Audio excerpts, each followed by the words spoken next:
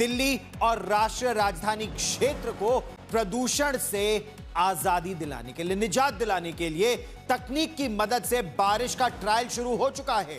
दिल्ली में cloud seeding के कई ट्रायल आज हो रहे हैं और कुछ ही देर में, कहा यह जा रहा है कुछ ही घंटों में, कई इलाकों में कृत्रिम बारिश की संभावना है। दिल्ली सरकार के पर्यावरण मंत्री मनजिंदर सिंह सिरसा ने आज तक से बातचीत में बताया कि क्लाउड सीडिंग के लिए सेस्ना 340A विमान का इस्तेमाल किया गया है। इस विमान ने कानपुर से मेरठ के लिए उड़ान भरी और फिर वहां से दिल्ली में क्लाउड सीडिंग का ट्रायल करने के लिए पहुंचा। कृत्रिम बारिश की कोशिश खेकड़ा, बुराड़ी, नॉर्थ करोलबाग, मयूर विहार, सदकपुर और भोजपुर जैसे इलाके में की गई है और इस दौरान कुल 8 फ्लेयर्स का इस्तेमाल किया गया। और यह जो प्रक्रिया है, जैसा आप इन तस्वीरों में देख भी सकते हैं, लगभग 30 मिनट तक यह पूरी प्रक्रिया चली। मनजिंदर सिंह सिरसा के मुताबिक आज ही दूसरा ट्रायल भी हो गया है। उत्तरी दिल्ली में कृत्रिम बारिश की संभावना सबसे अधिक अब से कुछ ही घंटों में बताई जा रही है। यही आप वो सेस्ना विमान देख रहे हैं जिसने उड़ान भरी और एक के बाद एक 8 फ्लेयर्स इससे दागे गए हैं। वर्तमान में दिल्ली में जो नमी है यानी ह्यूमिडिटी, ये 25% से कम है। इसीलिए अगर बारिश होती है तो वह क्लाउड सीडिंग का परिणाम होगी।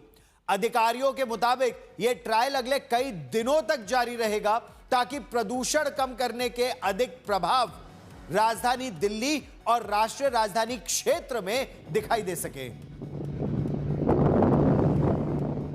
क्लाउड सीडिंग सेस्ना एयरक्राफ्ट के माध्यम से आईआईटी कानपुर ने की। एयरक्राफ्ट मेरठ के तरफ से दिल्ली में एंटर किया, जिसमें खेखरा, बुरारी, नॉर्थ करोलबाग, मयूर विहार, सदकपुर और भोजपुर, इस इलाकों के अंदर क्लाउड सीडिंग की गई। क्लाउड सीडिंग में 8 फ्लेयर्स को यूज़ किया गया है। एक फ्लेयर लगभग 2 से 2.5 kg के आसपास है और एक फ्लेयर 2 से 2.5 मिनट तक ये चलती है।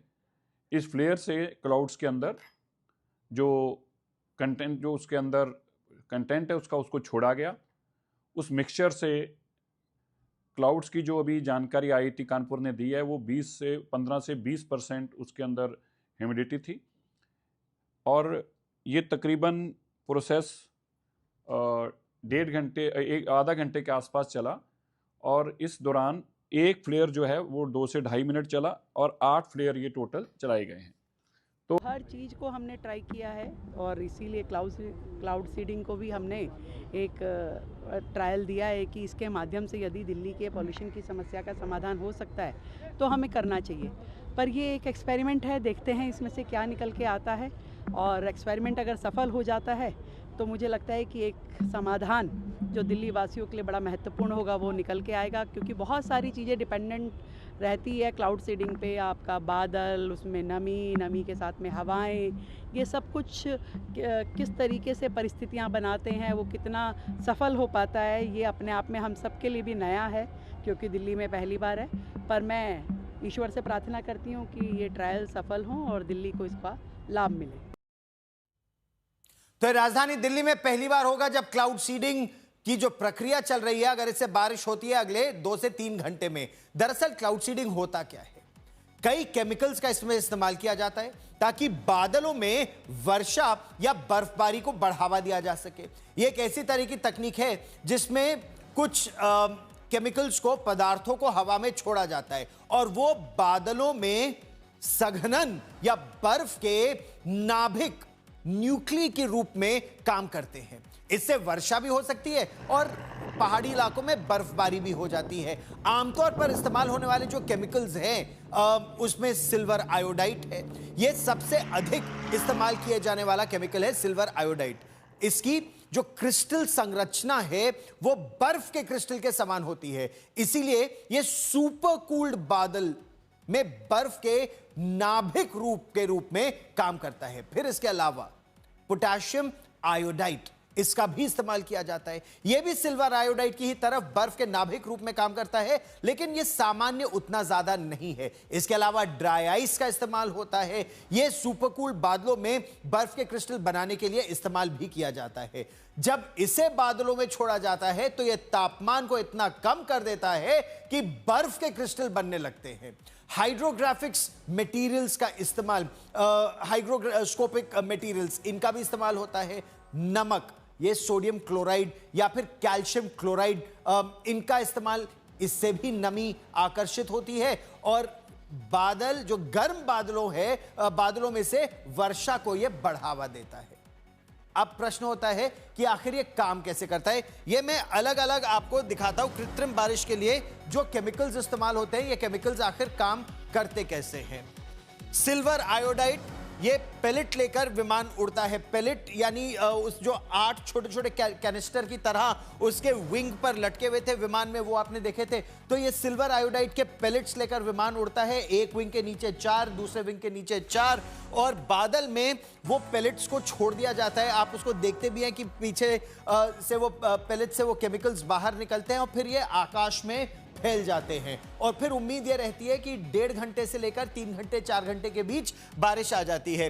नमी से रिएक्ट कर बर्फ के क्रिस्टल बनाते हैं और फिर बारिश होने लगती है। क्लाउड सीडिंग दुनिया के कई देशों में इसका इस्तेमाल किया भी गया है। संघनन से बनी जो बूंदें हैं, ये बारिश की ही तरह, जैसा हम आपको दिखा भी रहे थे, ये बरसती है। हम आपको ये AI जनरेटेड तस्वीरें हैं, ये भी हम आपको दिखा रहे हैं। मेरे सहयोगी आशुतोष मिश्रा ताजा जानकारी के साथ हमारे साथ जुड़ रहे हैं। आशुतोष, आपसे अब ये समझना चाहेंगे कि ये प्रक्रिया शुरू हो चुकी है, 2 ट्रायल हो गए हैं, कितने और ट्रायल होने हैं और कब तक बारिश की उम्मीद करें? गौरव, ये इस पर निर्भर करता है कि डेटा क्लाउड सीडिंग के लिए, वाइड स्केल डेटा के लिए, क्योंकि 3000 स्क्वायर किलोमीटर का इलाका NCR का है और 1200 स्क्वायर किलोमीटर दिल्ली का है, तो पूरी दिल्ली में करने के लिए आपको डेटा चाहिए। अब दरअसल आज सुबह तक मौसम काफ़ी अच्छा था, लेकिन ये VFR जो टेक्नोलॉजी है, विजुअल जो रेंज होगी, इसके लिए आपको विजुअल रेंज चाहिए ताकि पायलट न सिर्फ क्षितिज को देखे बल्कि नीचे की स्थिति को देखे, और जितना मौसम साफ होगा डेटा अच्छा होगा। इसमें सिर्फ 8 कैनिस्टर का इस्तेमाल किया गया है, जबकि लाहौर में 2023-2024 में जब किया गया था, UAE की टीम ने जो किया था, उस समय 40 से ज़्यादा कैनिस्टर का इस्तेमाल किया था और 2.5 जो PM पार्टिकुलेट मटेरियल है वो काफ़ी नीचे आया था। तो पूरी दिल्ली में करने के लिए एक तो आपको हर तरह के मौसम है। अच्छी बात यह कि 27-28 के साथ कल 29 अक्टूबर को भी बादल रहेंगे। इस वक्त बादल साफ हो चुके हैं, ज़्यादातर हमें सूरज की रोशनी अब दिखाई दे रही है, तो संभवतः तीसरा ट्रायल में इस समय काफ़ी समय लगेगा। लेकिन जिस रेंज में हम खड़े हैं कनॉट प्लेस में, दरअसल इसी रेंज के ऊपर आगे मयूर विहार से लेते हुए करोल बाग, ये जो डायरेक्शन जो हम ट्रेजेक्ट्री देख रहे हैं, दरअसल इस इलाके से होते हुए वो विमान संभवतः गया होगा, और इसीलिए ज़रूरी नहीं है कि बहुत ज़्यादा बारिश हम देख पाएँ। जो सिग्निफिकेंट रेन ड्रॉप जिसे कहते हैं वो हम देख पाएँ। सिग्निफिकेंट रेन ड्रॉप इसलिए भी कम होगा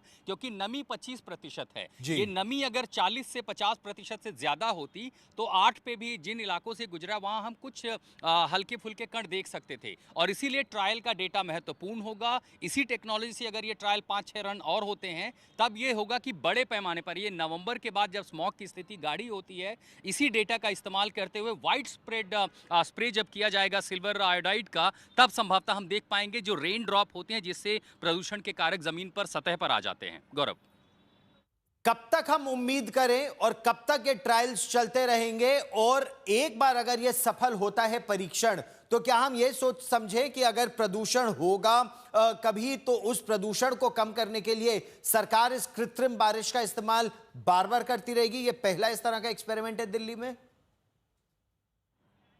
दिल्ली में प्रदूषण के लहज पर देखें तो भारत में पहली बार है। चीन ने इसका इस्तेमाल बीजिंग ओलंपिक में किया था। उसके बाद जब भी उनके नेशनल परेड हुए, आसमान में बादल हुई है, फ्लाई पास्ट को दिखाने के लिए कि बादलों को हटाया जा सके, तो उन्होंने कृत्रिम बारिश करवाई है। और ये सिर्फ हेलीकॉप्टर्स नहीं, ड्रोन का इस्तेमाल किया जाता है, छोटे छोटे रॉकेट्स का इस्तेमाल किया जाता है, बड़ी बड़ी कैनन फायर भी हवा में कर दिए जाते हैं ताकि ड्रॉपलेट्स नीचे आ जाएं। क्योंकि यहाँ पर नमी कम है, तो ऐसे में पूरी संभावना है कि सिर्फ पोटेशियम आयोडाइड या सिल्वर आयोडाइड का इस्तेमाल किया जाए, NaCl यानी सोडियम क्लोराइड का इस्तेमाल ना हो, लेकिन कम से कम 15 से 16 टेस्ट की जरूरत पड़ेगी। और आप जो प्लेन देख रहे हैं सेसना, ये छोटे सीरीज के प्लेन है। जब आपको बड़े पैमाने पर इस सीडिंग करनी होगी तब आप चाहेंगे कि समानांतर तरीके से कम 10 कैनन फायर हो और पूरी दिल्ली को कॉर्नर करे। तो हम ये मान सकते हैं कि संभवतः 2 से 3 दिन और ये ट्रायल हो, उसके डेटा को एनालाइज किया जा सके, नमी, मौसम में जो आर्द्रता होगी और पूर्वानुमान, इसको देखते हुए आगे की तैयारी करें। और हाँ, कई जगहों पर इसका सफल नतीजा मिला है और लाहौर इसका एक उदाहरण है। हमने 2023-2024 में देखा है जब 1200 के AQI में 2.5 में ड्रॉप हुआ था। इस खबर पर आप नजर बनाए रखें। ताजा जानकारी के लिए फिर मैं आपके पास लौट कर आऊंगा।